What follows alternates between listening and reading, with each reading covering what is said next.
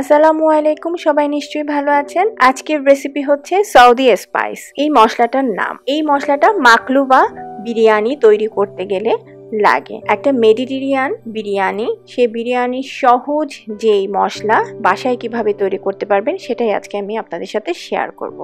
আশা করি ভালো লাগবে। ভালো লাগলে আমার চ্যানেলকে সাবস্ক্রাইব করবেন, আমার রান্নার ভিডিওগুলো ফ্রেন্ডস অ্যান্ড ফ্যামিলির সাথে শেয়ার করবেন। 2 টেবিল চামচ আস্ত ধনিয়া, 1 টেবিল চামচ দারচিনি, 1 টেবিল চামচ এলাচি, 1 টেবিল চামচ জিরা, 1 চা চামচ লং, একটা ড্রাই ব্ল্যাক লেমন 1 পিস নিয়ে এটাকে আমি একটু থেতো করে ভিতরের যেই কালো অংশটুকু আছে শুধু সেই অংশটুকু নিয়ে নিচ্ছি, আর বাহিরের উপরের যে চামড়াটা আছে সেই চামড়াটা আমি ফেলে দিচ্ছি। ভিতরের থেকে শুধু ওই লেবুর যে অংশটুকু আছে ওটা নিয়ে বাইরেটা ফেলে দিলাম। এভাবেই আমি পুরা লেবু একটা নিয়ে নিচ্ছি।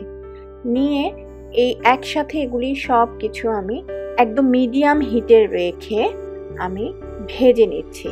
খুব হালকা হিটে ভাজতে হবে, কোনোভাবে জোরে আগুনের তাপ দিয়ে ভাজা যাবে না, তাহলে সব মশলাগুলি পুড়ে যাবে, পুড়ে গেলে একদম তেতো হয়ে যাবে। সেজন্য খুব অল্প হিটে ভেজে নিতে হবে। আর ড্রাই যে ব্ল্যাক লেমন আপনাদেরকে দেখালাম সেটা যে কোনো বড় গ্রসারিতে আপনারা পাবেন। আমি আশা করছি আপনারা ডিসিসি মার্কেট যে বলে সেখানে খুঁজে পাবেন সব ধরনের মশলাই। হালকা করে ভেজে নিচ্ছি এবং প্রায় ভাজা হয়ে গিয়েছে।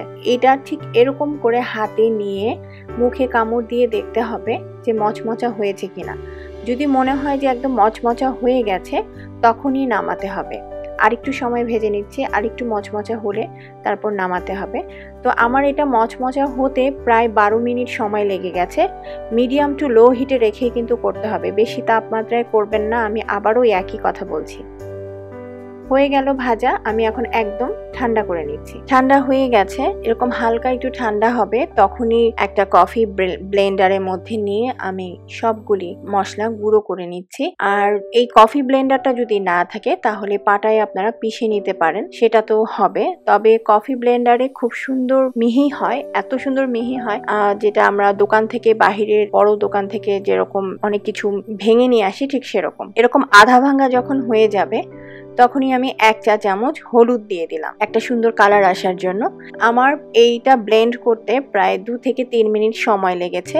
আমি বারবার প্রেস করে করে আমি ব্লেন্ড করে নিয়েছি। একবারে টানা 3 মিনিট করতে যাবেন না, তাহলে যে কোনো মেশিনের উপরে অনেকটা প্রেসার পড়ে। দেখেন কি সুন্দর গুঁড়ো হয়েছে, কিন্তু আমার মনে হচ্ছে আমি আরেক কয়েকবার প্রেস করে একটু গুঁড়ো করে নিই যেন একদম মিহি হয়ে যায়। হয়ে গেছে একদম সুন্দর গুঁড়ো করা। এখানে প্রায় 3 থেকে 4 টেবিল চামচের মতো এই মশলাটা তৈরি হয়েছে। আপনারা বাসায় এটা তৈরি করে রেখে দিতে পারেন ঠিক এরকম একটা ছোট কোনো জারের মধ্যে, যেন এই মশলাটার এত সুন্দর একটা ঘ্রাণ, যেন এই ঘ্রাণটা যেন বের না হয়ে যায়। সেজন্য এই টাইপের এয়ারটাইট যে এরকম জারগুলি আছে ওগুলোর মধ্যেই রেখে দিতে পারবেন অনেক দিন, 1 বছরের মতো থাকবে, কোনো সমস্যা হবে না। আশা করি আপনাদের কাছে এই মশলার রেসিপি ভালো লেগেছে। অবশ্যই কমেন্ট করে জানাবেন সবাই। আজকের আয়োজন এখানে শেষ করছি। আল্লাহ হাফেজ।